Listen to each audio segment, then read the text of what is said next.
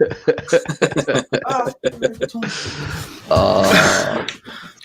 ain't got Going time. live. Going live. Have to start on time. Hello and welcome to the channel. If anyone's watching, I don't know if they are. We will find out. Yeah, we are going to start doing. It's a very new experiment we'll do where we're going to talk about from a never published, never actually done a book out and put it out, sort of newbie sort of thing like that of writing and our process and what we're thinking and what we're research we're doing and talk a little bit about our stories and so on and so forth. That's the plan. It's a very rushed plan. I had to run from the toilet. I quickly made a drink as well. Because I thought if I'm going to pee, I might as well put a load of hot milk in the kettle with a load of coffee and warm it up quickly. Multitasking, you know? Sure, yeah. Oh, I'm knackered. I run everything now. Like I'm so out of shape. Oh, right, okay. Salute. Looking forward to it. Right. Who wants to start first? Who wants to talk about their thing and then go into it? Who feels the bravest first? Well, go on then. I just want to say I appreciate both of you guys and a handful of our other booktube related friends who are just passionate about books and wanting to write, to, you know, constantly updating the rest of us and letting us know, like, you make time for what you care about, right? And I was talking before we hopped on here. We're all busy. We all have other 9-to-5s, quote unquote, offspring, you know, family. Yet, you know, Joe makes so much time to write. Ramsey's, you know, gotten back on it, made time to write. Like, yeah. Thank you for that. Help motivate me to get back into creative writing. I haven't really dedicated time to it for years now, but just seeing my other buddies do it.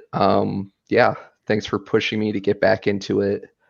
We'll see if it goes anywhere. If it doesn't, I'm still loving the process, the world building, you know, putting ideas down. It's just fun. Yeah. I think we've all watched Brandon Sanderson's lectures. Multiple times. Yeah, which is amazing. Love it.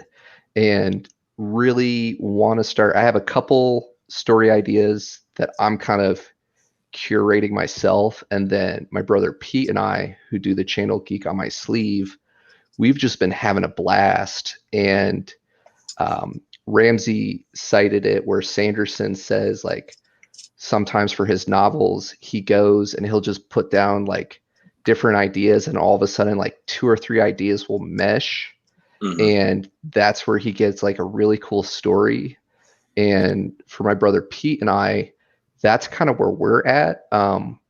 We're both recently got into the lit RPG genre, and part of that is we used to be more hardcore gamers. Now we're old fuddy duds who don't have time for the MMO part-time, full-time job life, but we like to like read about the lit RPG, like trapped in a video game type scenario. So we've just been having fun as like he's commuting to work. He'll give me a call and he'll be like, hey, here's some of my latest ideas, right? Like, what about if, you know, the video game situation was this, or what if, like, you know, we had this cool aspect of it, and we're just having fun, like building our kind of like brain dump idea database of just kind of like these different things where we have kind of like an overarching story that we're interested in, but we're trying to figure out some of those other key elements of like what makes this fun and interesting, right?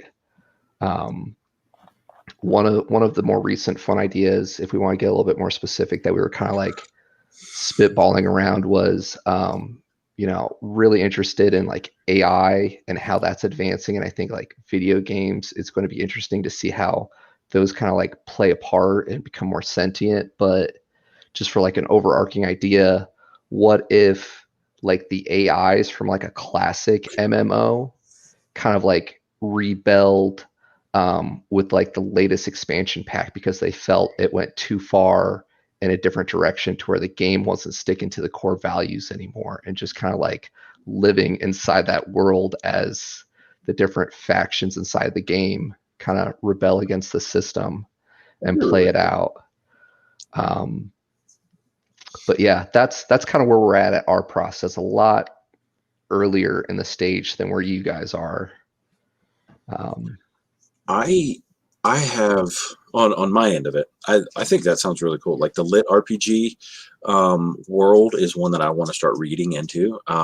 Me and my son, he's 10, but we watched Sword Art Online, the anime.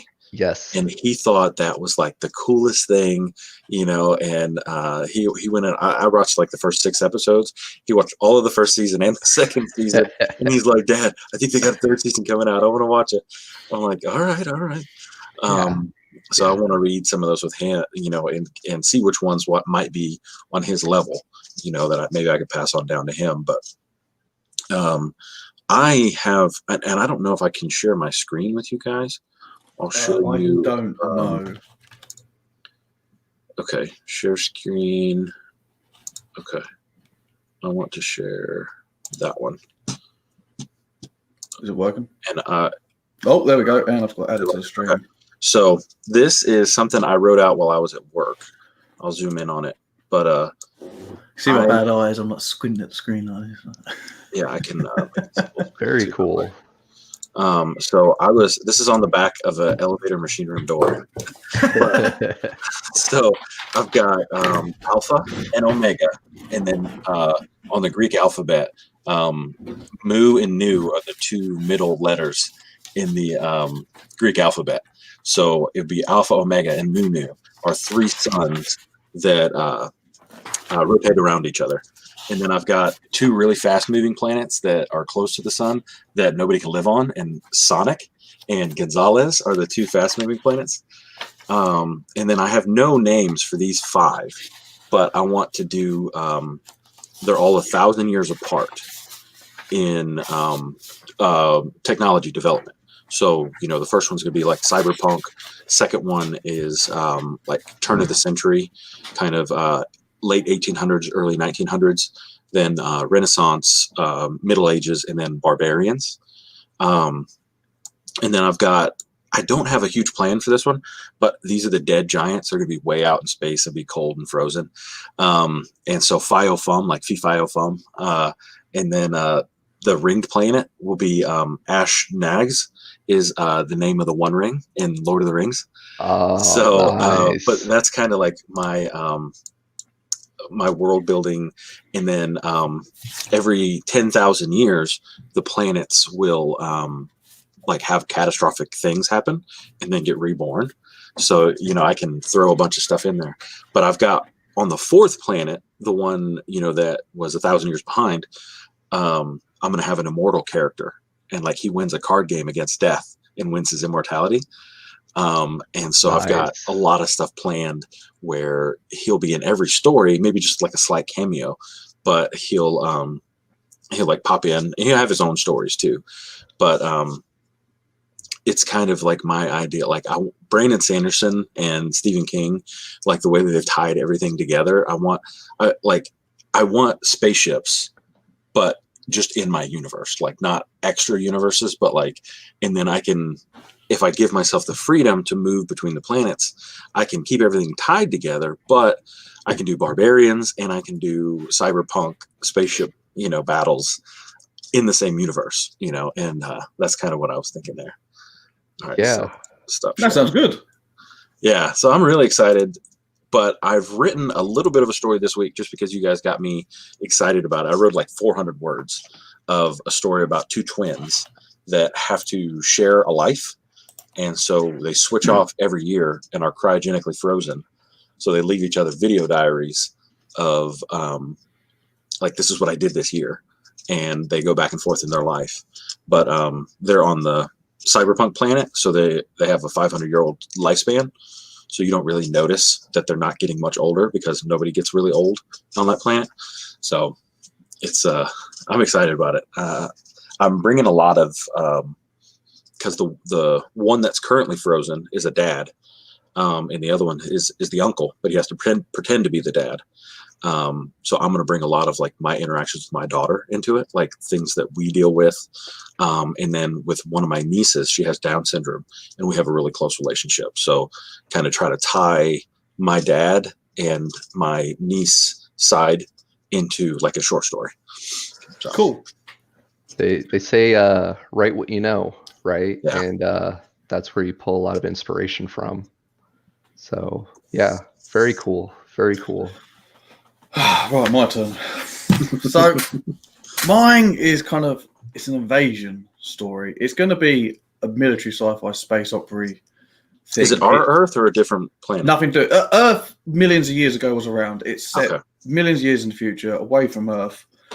But what I'm doing is technology is so advanced that you can't do anything with technology against each other. So you have to, because you can just jam everyone and everything with jams, you can't have like decent sensors, you can't communicate properly. Like if you're battling, you can't use special cameras, infrared and all this stuff, because both sides can just block each other. You just completely nullify. So you have to resort back to World War II ways of fighting through sight. And like, you've got tanks and there are ships and there's made in universe reasons, blah, blah.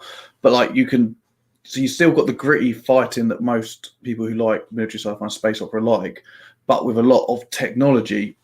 But then the technology helps trump why you can have something using missiles and something fancy here, but these lot can't, if you know what I mean. Kind of idea. Because a lot of things, if you notice, technology, there's so many grand things with technology, they do all these sort of funky things. But in real life, we're jamming and stopping each other from doing a lot of stuff. So you can just imagine the better we get, the more good we're going to get stopping us from doing anything. So we just have to resort back to the old-fashioned ways of hitting each other with rocks, because you can't shoot someone with a laser because, whatever. So that's kind of like technology-wise. I'm not going to go too much into it. So it's an invasion. As I said, set millions of years in the future. There's going to be multiple alien species and stuff. And this book that I'm writing at the moment, which I'm 28,000, because Monday I had a good day of writing. I got 900 words, and then Tuesday, Wednesday, Thursday I had bad headaches all day, so I literally nothing to no YouTube, no reading, no writing. I just went to bed all day. It's so bad. I was really ill. That sucks. Oh, it was terrible. I was really like, Monday was so good. I was like, this is such a good day. I've done 900 words. I was like, this is cracking. I know I'm doing the next day. And then, it was bad. I couldn't get to sleep at night. It was horrible. What was I saying? Kind of what I was saying now. Life gets in the way sometimes. But yeah, you're still been updating and logging decent words you're up to each like, week. You're up to like 30,000 words, right? 28,000. That's what I've done. I got up to 28,000 on Monday, and I haven't done it since. Obviously, because the weekend I have kids. We do kid stuff. So Tuesday I'm going back onto it, because Monday I've got to do chores. So I kind of what I was talking about now. Brain's gone dead. Dumb words, didn't I? I don't know, whatever. I'm going to show some drawings. So when I'm doing my planning out, this is some drawings I do, so I can actually work out what I'm doing. So what this is, I'm going for this is the bridge of a ship, of a spaceship, and something I like to do a lot of research. What like smarter people and people who criticize shows and stuff of how bridges look. Something that a lot of people criticize Star Wars and Star Trek and stuff is they're all just standing and walking around their ships. So like if you get shot, shake, and you just launch somewhere. So the Expanse does really well with you're strapped in your seats and you have like tablets that move around and stuff. So I've kind of got that in here. And something else that I've seen people moan about is I think they have like people low, and then the captain, whoever's on a higher platform, looking down at everyone. And I think it's the right way around. Someone was actually saying, well, it shouldn't be like that. He should be low and everyone's sort of above him, so then they can easily see him for him to shout commands and stuff, or whatever it was. So this is kind of, so I've designed like a Colosseum, very small, sort of where Colosseum style bridge. So it looks like the Colosseum, which obviously got all high seats in the center. Obviously small as a bridge. So that's kind of like what that design was. Just so I drew all this down just so I could work out where the guy was who walks out a door and walks off to another room. So I thought because I got really into it. So what you do is exactly what I've done. I had to do another one. Oh yeah, I got hit by the moment, and I was like working on an elevator, going, "I've got to write this down. I just got to write this down." Right. Don't want to lose it.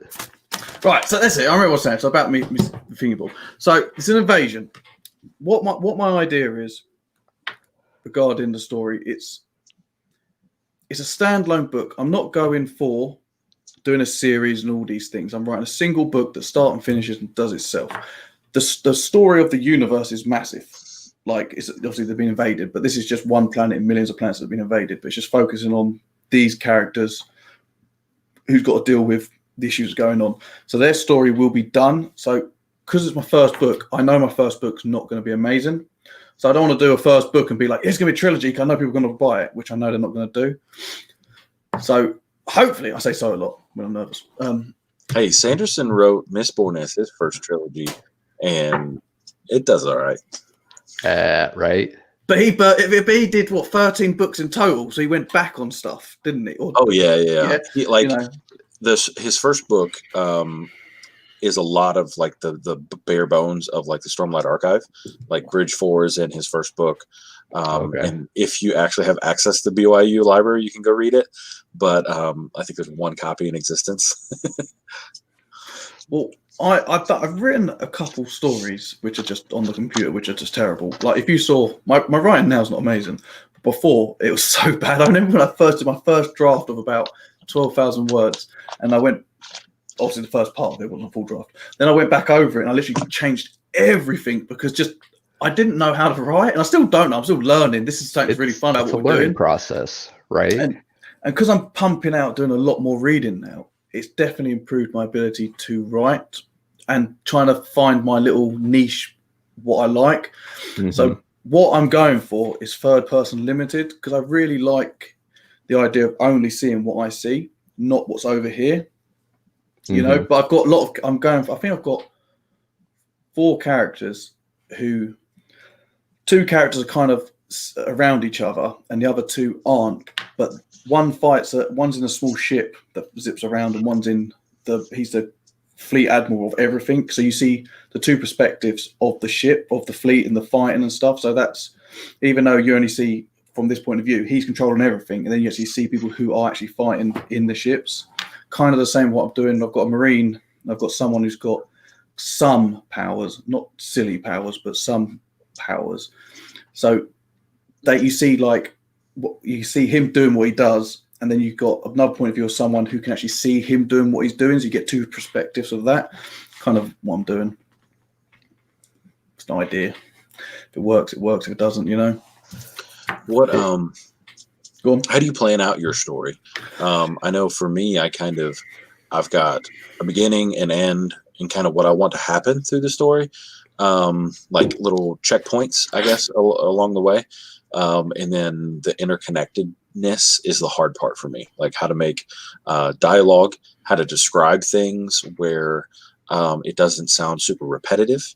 A lot of times I deal with like, and this and this. And it's like, well, that's not how good writers do this. Like, you need to figure out how to describe things.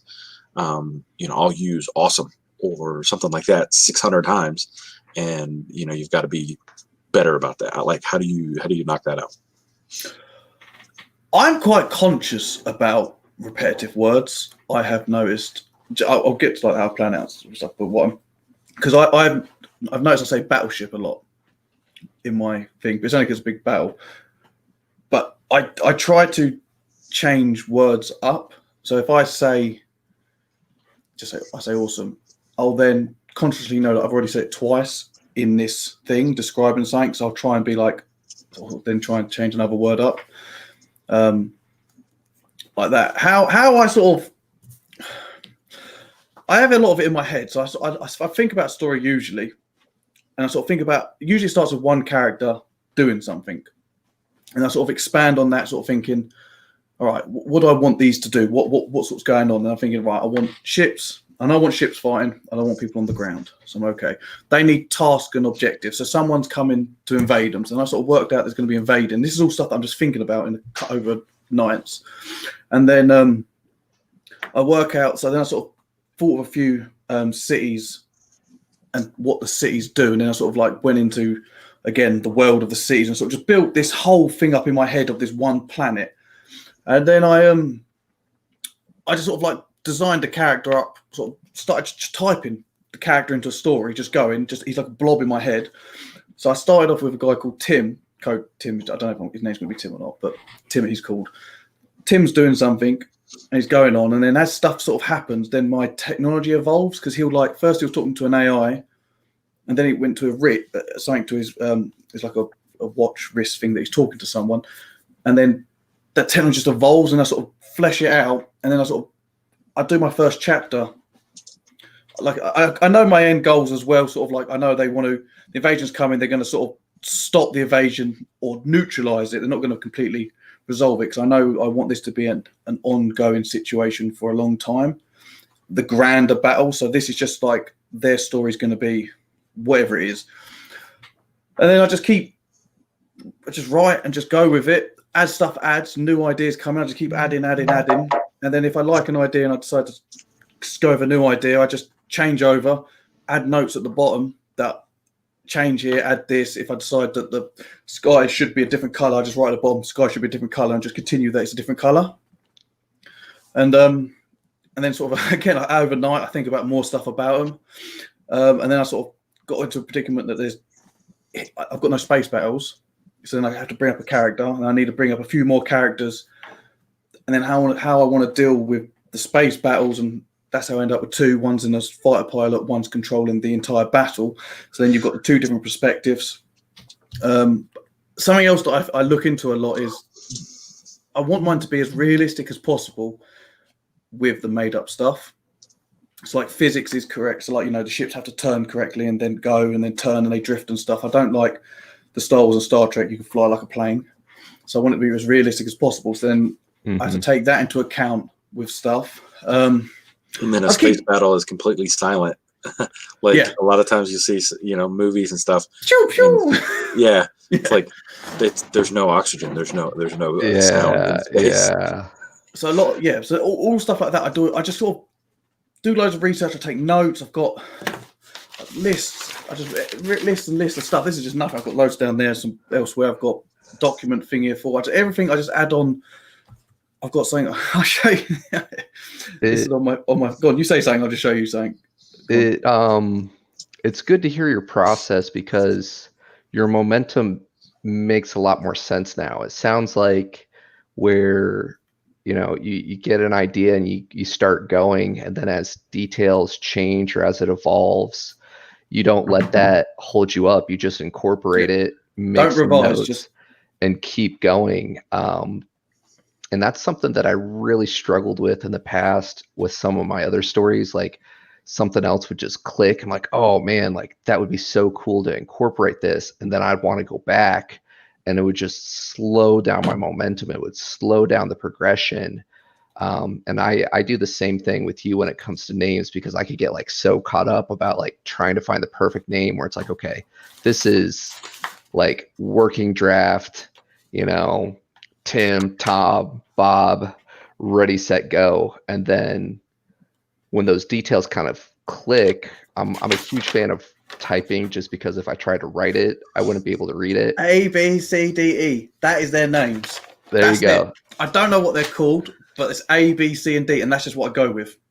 Don't let it slow you down, right? No, like there's a story you need to get out there, push through it, and then I think it's even Sanderson does something similar. Like he has several layers of revision where it's like, I think he was talking about with like the Stormlight archive, where he doesn't think about how like the Spren would interact so much with the world during his first draft. He just gets the story out and then makes some notes. And then later when he comes back, like incorporates that next layer and then incorporates that next layer. And it just takes so much of the burden off ourselves when we write, that it's like, hey, just keep the momentum, keep going, make some notes along the way for when you do get back to that revision phase.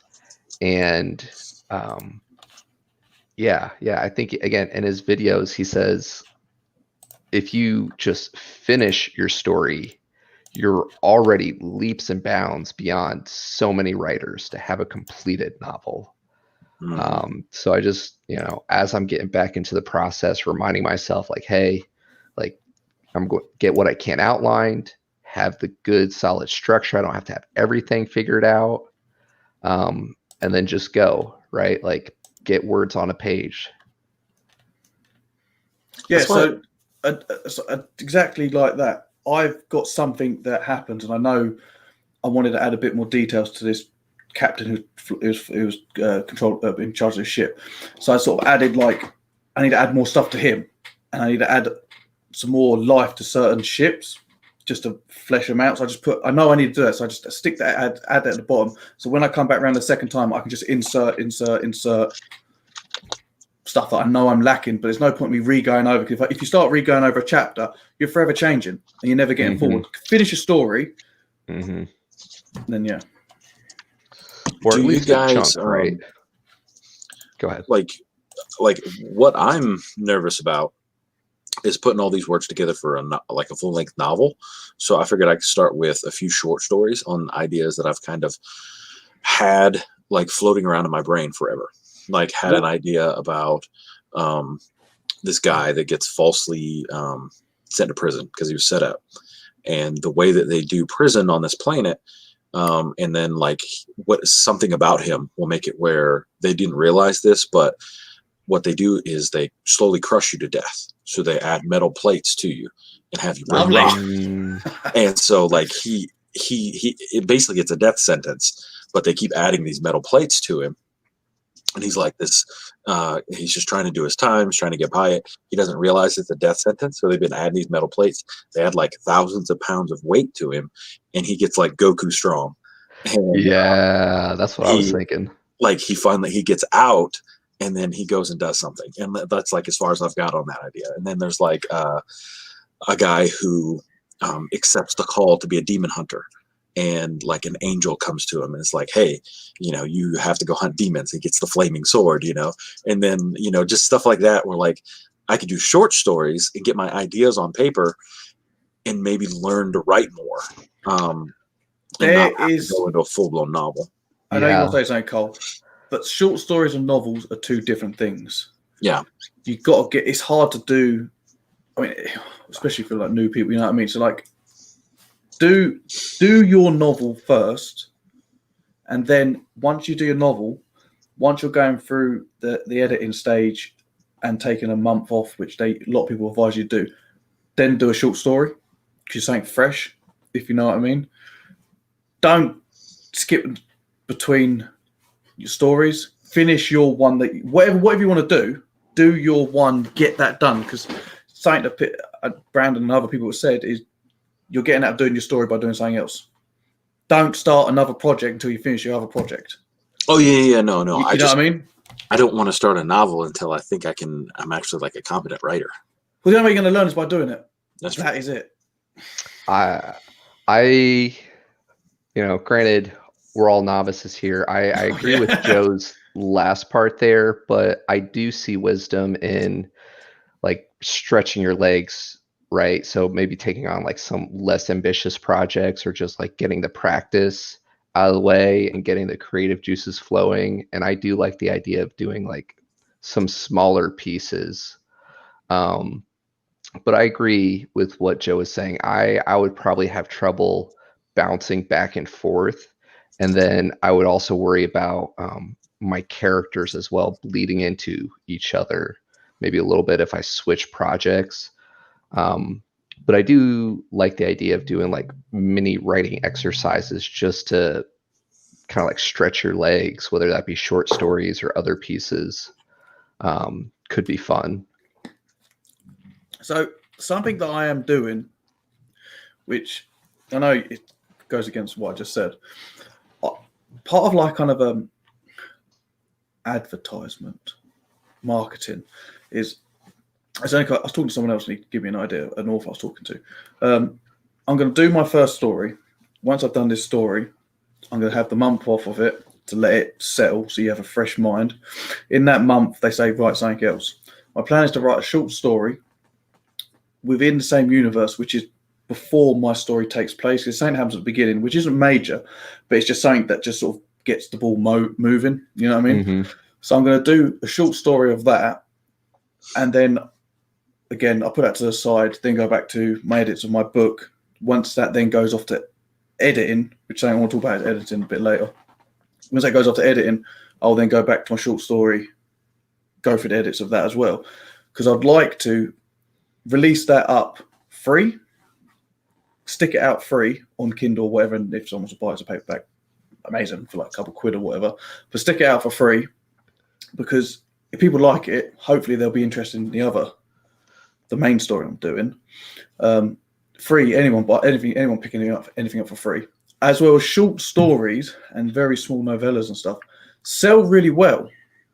It's kind of like unheard of, but they do actually do really well, because a lot of people, if they work and don't have lots of time to read a massive book, on their lunch breaks, they want to be able to churn for a book.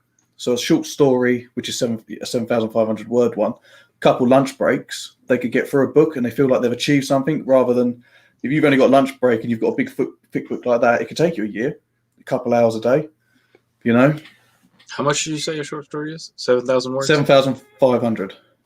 Okay. Is that up to, or That's once you up get past to. that, it's... It then goes into like novellas and okay. Whatever the other ones are called. 7,500 novelesses, I think they're called. Novelette? Novelette, that's it. Novelette, then novella. And then And novel. then and there's different sizes of novels. And there's like a tome.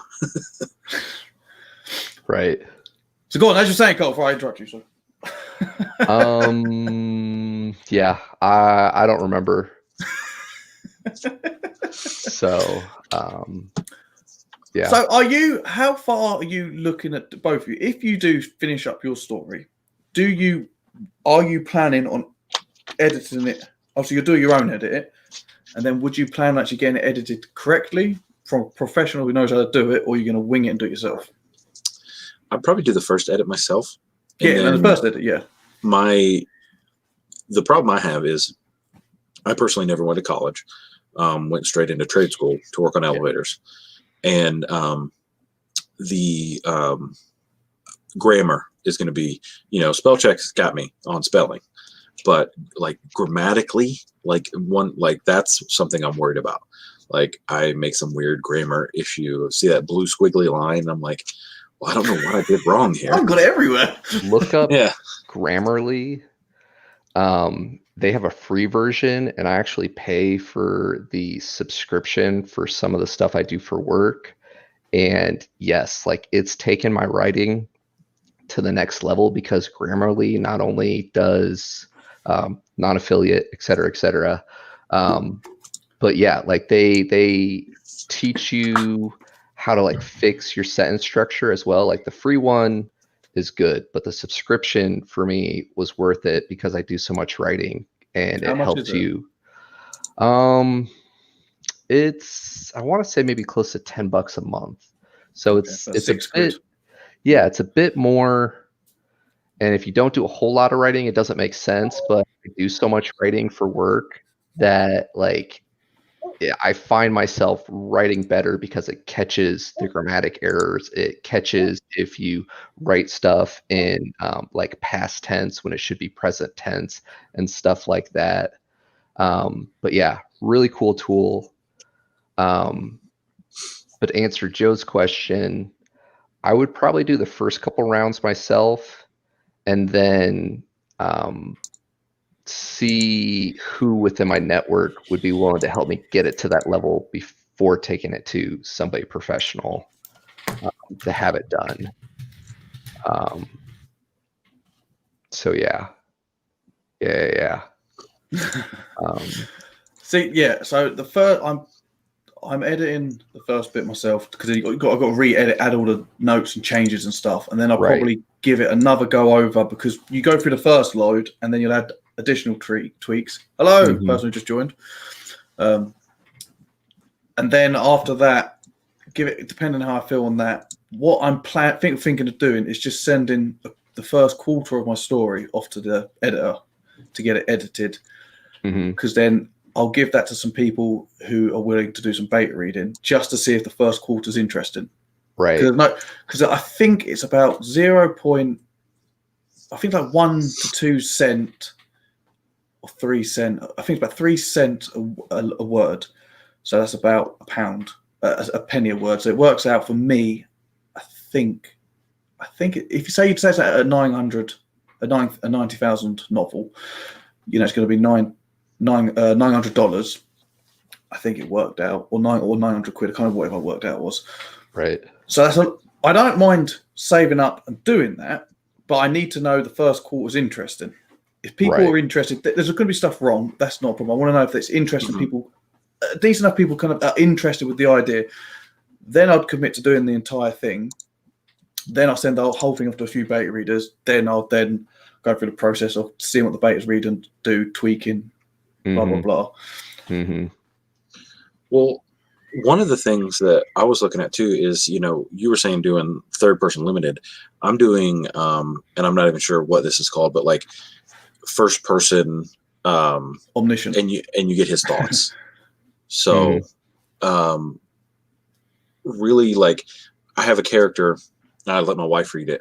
I have a character that tells a joke, and it's a bad joke, and then he laughs at the joke, like making that visually makes sense, where you're like, he laughed at his own joke.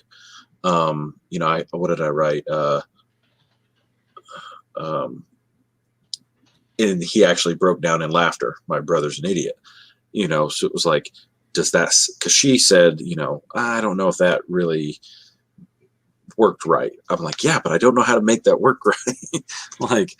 like how do I make it seem fluent or like flow well? That's the thing that I'm struggling with. I kind of get into like the zone at the moment. Sort of, that sounds like getting to the zone, but like I just start typing and just like I've got quite an active brain that goes with like all these ideas and stuff going at once. I'm sort of, and these conversations going in my head, and I can't type them quick enough, like that, and then like, so obviously I don't know how your brain works regarding that, but like, just say it out and see how it sounds. If it doesn't sound right saying it out loud, then it doesn't. You know what I mean? Maybe. Yeah. This is what I like. We're so new. We ain't got a clue. It's all learning, isn't it? I think it also helps to have like a writing group, which once I get into a more regular basis, having stuff to share with the writing group where maybe they don't necessarily solve it for you, but they can kind of give you some of that feedback where it's like, oh yeah, like this doesn't really read well. Like maybe you should go back and rework this. But yeah, the beta reader and the alpha readers would definitely help with that process before getting to that stage. Well, that's what they're there for, aren't they? They pick up on a lot of problems, and if stuff doesn't sound right or correct. Sure. And it like with a lot of writing, when we read it, it makes sense to us in our head because we wrote it. But then to have that fresh perspective, like Ramsey was saying with his wife, it gives us kind of a different angle on it. It's like, you're right. Like maybe that's how I said it, but I meant it this way. Yet it's interpreted this way, so I need to kind of like rework that a little bit. And like the thing that is really tough when I listen to people talk about writing, like men visualize things in a completely different way than women do.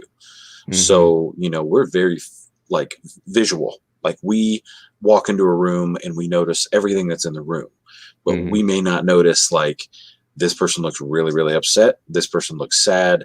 This person, they're just not talking to each other. They feel stiff, and then like the female perspective, they'll notice the emotions of the room and never notice that there's a poster of Michael Jordan on the wall, when that's the first thing we saw, but we didn't notice that this couple looked like they'd been fighting before we walked in. And like trying to figure that out will be difficult as well. That's something that's interesting, and I might try to think about that when I write from different perspectives, whether it be male versus female, on how they perceive it from their chapters and their point of views. Something with that is the same thing goes when doing characters. Is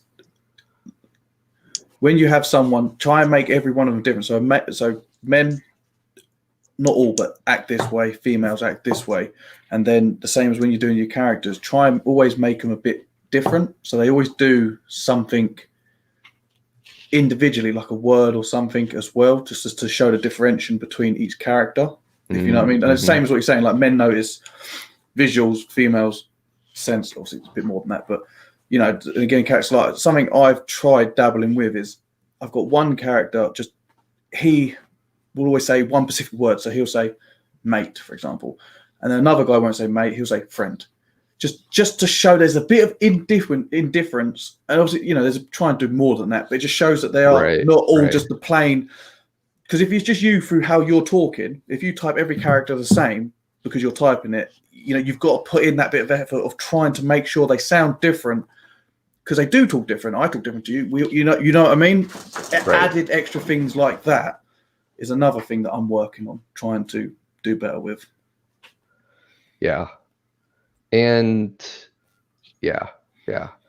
As you were saying earlier, it's nice to get it first time around, but at the end of the day, just keep that momentum, right? Like if it's slowing you down, just get it out and keep moving, and then make some notes off to the side, like, hey, really look at this person's dialogue and internalize like their personality and where they're coming from, and then rework it on that next revision.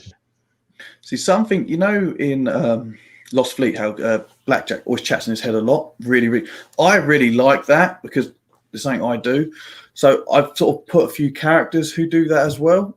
And I've made sure the two characters who do it, they both sound very different when they do talk in their head. So like one swears and one doesn't. That's kind of, you know, it's a fairly big difference, as well as the way in the manner of how they talk. So, you know, and just another thing I just thought of. Something else I did a big change, as we were saying, like we did changes. When I first did with Tim, it was all how they communicated. Some stuff was through like a wristwatch device, whatever. And then I sort of thought up this good idea, something called Ghost, which is basically, as long as you're within a certain distance, it's something that's been put in everyone's head. You can send thoughts to each other. You can't communicate, but I can send like problem, need help, bad, sort of simple. So you can send like a mass of thoughts to people to get direct messages to each other, but you can't actually have a conversation. So like, sometimes that's another thing sort of I added, and then previously I didn't have it, so I just wrote the entire story from that point onwards with like everyone could do it, sort of scrapped the whole back idea, you know, because I could have just gone back and rewritten, you know, 8-9 chapters, but that would have took me forever doing that. I've already got to do re-edits anyway, so might as well save that for then. Yeah, it makes sense. Don't make it more work than it has to be, right? You're going to have to do the revisions. You're going to have to go back and rework certain pieces, make some notes, and just keep going. A problem that I've been thinking about, that I've been doing, is I might be sticking too much stuff in my story as well. That's something I have been thinking about. I come up with all these cool ideas, and I sort of like add notes, and the layers are getting thick, and I'm starting thinking maybe it might be getting a bit too complicated. So this is going to be on the revision side. I might have to cull stuff as well. So you could turn those into short stories. Yeah.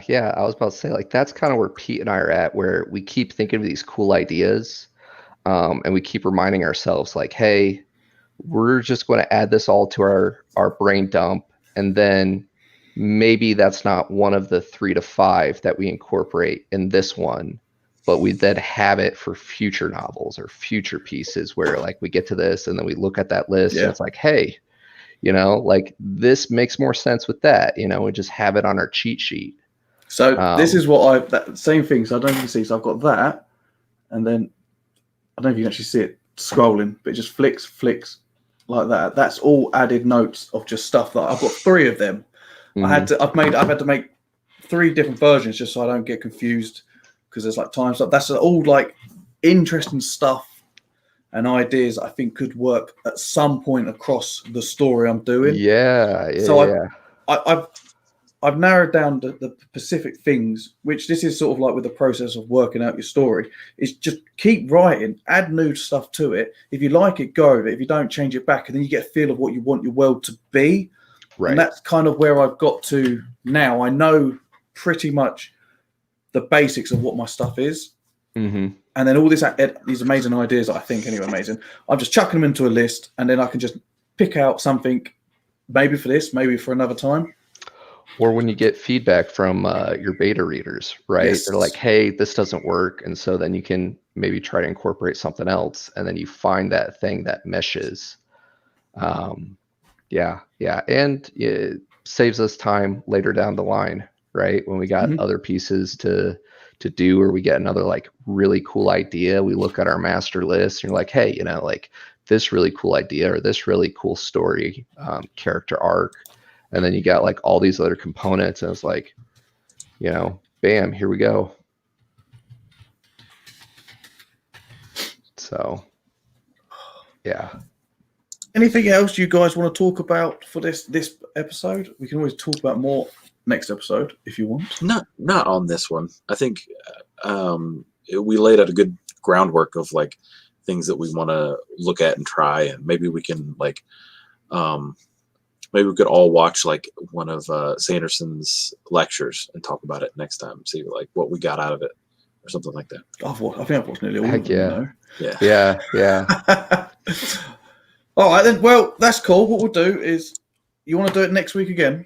Do you want to do a weekly thing, or do you want to do it every other week? I'm happy to do it weekly. I might just do it weekly if you want to come or not. It's up to you. I think every other week would probably be easier on me. On you, yeah, that's fine. Okay. Especially with the holidays coming up. Like that's Thanksgiving true. And Christmas coming up, it's going to be, and then New Year's. Like I'm going to be so busy. I think we're in lockdown for everything. Oh really? Yeah, we're not as much. They haven't, at least where I live, they haven't limited the amount of people you can have in your house. So yeah, we're 6, and I think we're locked down to the 3rd. But I mean, that can change. They're starting to here locally. We're on the up spike. So yeah, I could definitely commit to an every other week getting things started. Cool. Help keep me accountable to keep moving on this project, and then depending on where we're at, beginning of next year, take it from there. Yeah. So cool, perfect. All right, well, I may do one just for myself next week, or I might just wait till you guys. We'll see. I like the idea of just because it keeps me motivated. I was like, I have to talk about some progress. Sure. Yeah, that's cool. All right, well, I'm going to love you and leave you. Thank you, everyone, for watching. We've had 3 constant people, which is probably my girlfriend, my friend, and her mum. But, and it was up to 5 at one point, so it's not too bad. For a first time, I'm happy with that. All right, cool. Well, I'm going to end the thingy, Bob. Goodbye. Bye.